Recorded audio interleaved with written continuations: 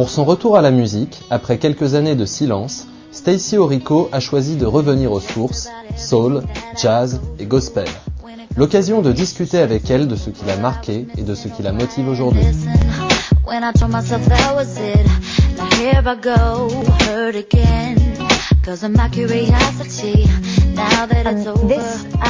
This new album is definitely the most me, I think, of any project that I've ever done before. It's more soulful, it's more R&B. I grew up singing in the church and with black gospel music as a big part of my upbringing, as well as old jazz music and things like that. So that definitely inspired the production on this album. I was really young. It was artists like Ella Fitzgerald and Sarah Vaughan and Billie Holiday and Nina Simone and old soul artists. And then as I got a little bit older, I listened to a lot of like Toni Braxton and Whitney Houston and artists like that. Lauryn Hill is one of my favorite artists among many other great soulful artists. So, obviously, the market my market has always kind of been like the pop market.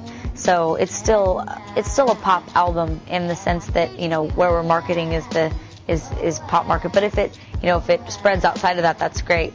But yeah, this album is definitely more mature, a little more organic in the production. It's not it's a bit of an older record than the last one. 'Cause I hated the heartbreak, crying and cheating, and pull it around. But I'm not missing you. I'm not going through the motions, waiting and I hope that you call me. I'm not missing you. You might have had me open, but I must be going because I got lots to do. I know I'm visually hanging on. I used to hate just. Yeah, I think that there's always going to be something you're going to look back in an older record and say, oh, I don't know why I thought that was good, or I wish I wouldn't have done that song, or I wish I wouldn't have worn that outfit, or whatever. And that will probably always be the case. But I think that the biggest thing that I've found is that on my last album, I think I was more fearful about everything being perfect, and I felt like my success as an artist was a depiction of like my value as a person, because I felt like almost like that's where I found my worth and value, was in my job and in doing really well. And now I don't feel like that. I feel like my value as a person comes from my relationships and my family and things outside of my job. And so I wish that in the past I wouldn't have been so uptight about everything. I wish I would have been able to just enjoy it and take the success and the failure and just realize that it's all a part of life. And so I think that in that sense, I'm just much more at peace and kind of laid back in this process, which makes it all a lot more fun.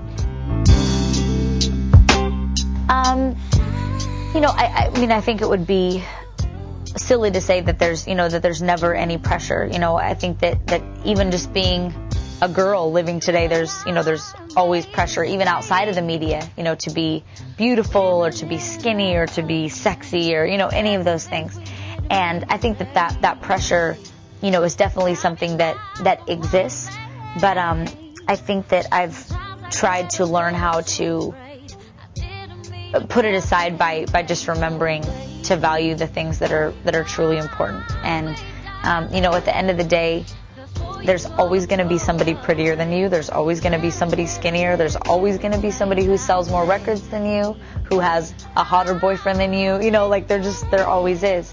And that's why I'm so glad that at the end of the day, yes, I love what I do and I love music, but it is my job. This is not who I am. On the weekend, or if I have extra time, I'm getting on a plane, I'm flying home to Seattle, and I'm with my family and I'm with my friends and with people who love me no matter what I look like, no matter what mood I'm in, no matter who I'm dating or not dating. That's not where my value is found. So, I don't read a lot of my own press. If they're writing about me in the tabloids and stuff, I don't pay attention to it, because it's just silly and people don't know what they're talking about. So.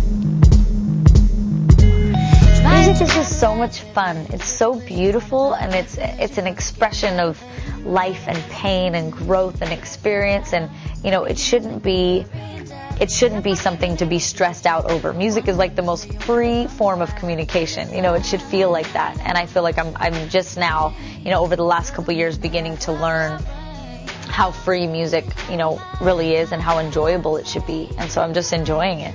I think that our society has created music to be, it's kind of simply just a form of entertainment, which music is entertainment, and that's a wonderful quality that music has, is to be entertaining. But I think even more than that, music is, it brings people together. It's almost a form of like communication and community and camaraderie and expression and storytelling. And I think that there's only a few cultures that music is just something that you see up on stage. For a lot of cultures, music is something that everybody does together after dinner, or you gather around in a village or in a city and you make music together. And I just think music should be such a more free expression. And that was kind of the mentality that I had when I was working on this album and writing this album. So yeah, I love it. I enjoy it so much more than I ever have. I think that music is, it's an avenue for me to communicate with people and to share my story and to share my life. And, I definitely don't have like some quota in my mind of, every interview I have to say Jesus 5 times and every song has to have 2 Bible verses in it. And, it's not like that. It's not a mission in that sense.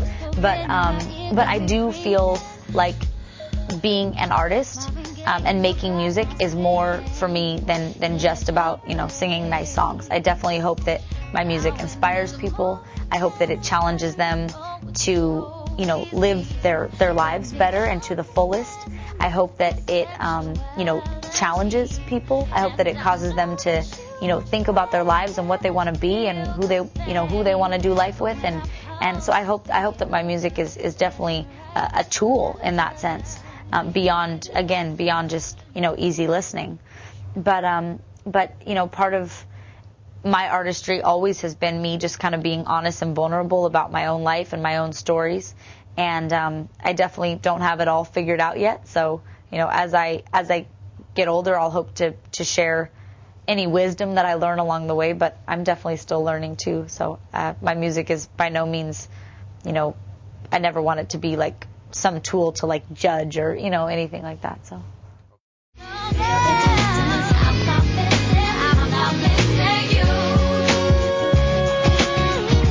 I think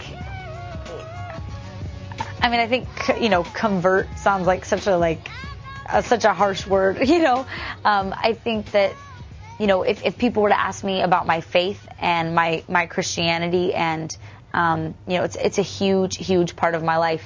And if you were to ask me, has your faith and your relationship with God done good things for you? I would say yes. And if they said, do you recommend it to me? I would say, yeah, I do, because it's added so much freedom to my life and so much peace. And even, after being so burnt out and so worn out after the last record and needing to just kind of take a break and start fresh, if it weren't for my relationship with God, I don't know that I would be back here today. I don't know that I would have been inspired to even make this album. So it's still a very huge part of my life, but I believe that God works in people's hearts, and I believe that He ultimately accomplishes what He wants to accomplish, and I can't really do that. I can't like convert someone. I feel like that's something that He has to do. So I just try to like live as a good example. I hope that I'm like a good role model for young women and for young men as well.